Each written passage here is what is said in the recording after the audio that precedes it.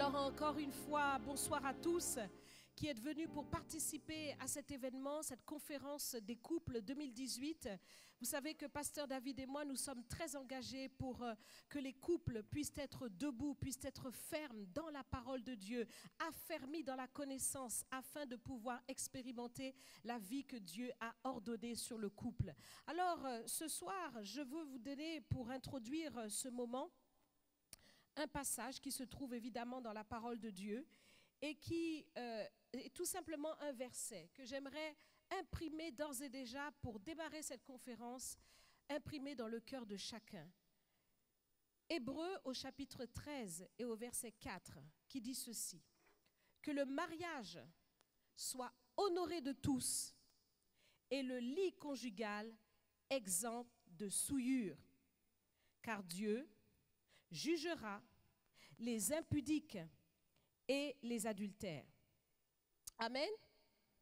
Donc voilà un passage qui nous permet dès maintenant de pouvoir rentrer dans notre conférence.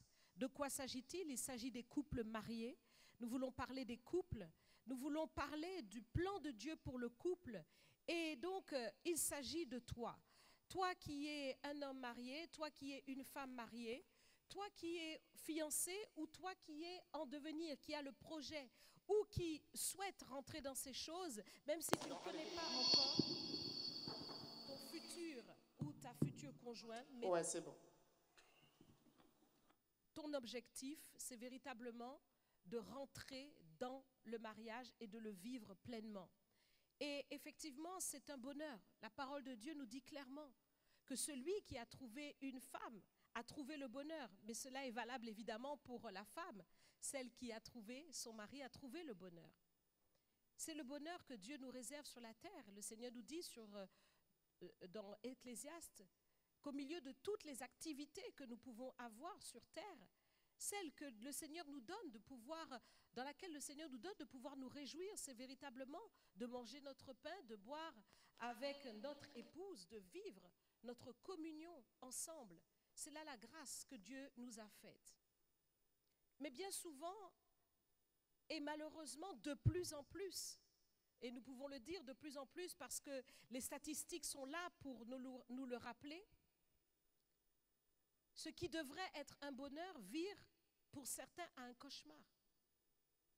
Et le quotidien qui devrait être une vie agréable, une vie heureuse, peut devenir véritablement pesant et peut représenter un challenge pour certains insurmontable, au point où on essaye de trouver des issues et au final, on se trouve à aller vers l'issue fatale que le monde voudrait peut-être fatale, du divorce. Mais le Seigneur nous le dit dans sa parole. Au commencement, il n'en était pas ainsi. Il n'en était pas ainsi. Et donc, entre-temps, il s'est passé des choses. Entre-temps, l'ennemi a travaillé pour pouvoir faire en sorte que l'homme et la femme ne puissent plus communier dans leur vie de couple comme le Seigneur le voudrait. C'est très important pour nous, au travers de cette conférence, de pouvoir vous donner les clés pour échapper à ce projet de l'ennemi. L'ennemi a un projet qui est effectivement l'opposé du projet de Dieu. Lorsque le Seigneur dit l'homme quittera son père et sa mère, s'attachera à sa femme, les deux deviendront une seule chair. Dieu avait pour objectif véritablement cette communion et nous le voyons dans Genèse 1, Genèse 2, c'est la communion que Dieu veut entre l'homme et la femme. Mais qu'est-ce qui s'est passé entre-temps? Le diable a tout fait pour séparer l'un et l'autre et chacun, vous pouvez expérimenter dans votre quotidien de manière bien précise le projet de l'ennemi. Et malgré que vous pouvez vous attacher à connaître le Seigneur, à aimer le Seigneur, à vouloir mettre en pratique sa parole, mais Pasteur David et moi, nous constatons combien cela apparaît pour beaucoup difficile de rentrer dans cette parole, dans cette proposition de Dieu, dans ce projet de Dieu, que l'homme quittera son père et sa mère, s'attachera à sa femme et les deux deviendront un. Donc nous allons travailler. Tout au long de cette conférence, nous allons travailler pour que le couple ne demeure pas deux personnes, mais qu'ils deviennent un. Nous allons y travailler. Et chaque session va viser véritablement à vous donner toutes les clés qu'il faut pour rentrer dans cette communion et apprendre à la vivre. Les choses s'apprennent. On vient au monde, on découvre, on reçoit beaucoup d'informations, beaucoup d'instructions, mais quant à la parole de Dieu, il nous faut être instruits pour pouvoir vivre ce que le Seigneur a ordonné. Et si nous voulons véritablement expérimenter tout ce que Dieu a dit, il faut se pencher et prendre le temps d'étudier, de méditer. Le Seigneur disait au travers de son serviteur, Josué, médite ce livre jour et nuit. C'est alors que tu auras du succès dans toutes tes entreprises. Nous avons intitulé ce séminaire « Réussir sa vie de couple ». Donc c'est le succès du couple que nous voulons poursuivre. Et dans cet état d'esprit, il va falloir, pour toi qui suis cette conférence, avoir la bonne attitude, le bon état d'esprit. La bonne attitude, c'est véritablement de rechercher à te concentrer sur l'enseignement qui va être donné. Et ne pas laisser la distraction t'empêcher de saisir les clés dont tu as besoin.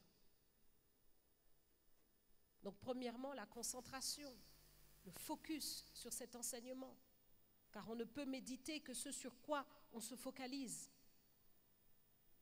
Mais deuxièmement aussi, c'est important de ne pas se trouver dans une position où tu prends l'enseignement pour dire « Ah ben c'est exactement ça, c'est comme ça qu'il est ou c'est comme ça qu'elle est ». Non, l'enseignement c'est pour toi-même. Pendant que tu vas être en train d'écouter ce séminaire, le Seigneur dit dans sa parole que chacun s'occupe de son propre péché. Donc c'est important de te focaliser aussi sur toi par rapport à comment toi tu es positionné. Non pas ton mari et ses erreurs, non pas ta femme et ses erreurs, mais d'écouter pour toi. Parce que l'oreille, elle est là et elle va directement à ton cœur. C'est important que tu écoutes et que tu reçoives l'enseignement. Donc la concentration, la focalisation, mais aussi le fait d'écouter pour toi-même, pour te positionner et te repositionner. Veille aussi à ne pas être dans ce séminaire comme un séminaire de plus ou comme un enseignement que tu entends parmi tant d'autres. Mais veille véritablement à écouter pour mettre en pratique. C'est tout ce qui fait la différence. Nous sommes plus forts parce que nous mettons en pratique l'enseignement. Nous réussissons non pas parce que nous avons entendu l'enseignement, non pas parce que nous avons participé au séminaire, mais nous réussissons parce que nous mettons en pratique l'enseignement. C'est ce qui fait toute la différence. Parfois, vous pouvez regarder des couples et vous dire « Waouh, ils sont beaux, ils sont épanouis, ils sont heureux. » Quand on les voit, on voit une seule personne. Oui, certes, mais sache qu'ils ne sont pas faits d'un autre bois que toi. Ils ont la même nature que toi. Mais la différence, c'est qu'ils mettent la parole de Dieu en pratique et ils en mangent le fruit. Alors je veux t'inviter véritablement à bien te positionner pendant ce séminaire. Tu ne dois pas passer à côté. Et tu dois vivre pleinement tout ce qui va être donné parce que l'enseignement sera riche. Nous aurons des sessions.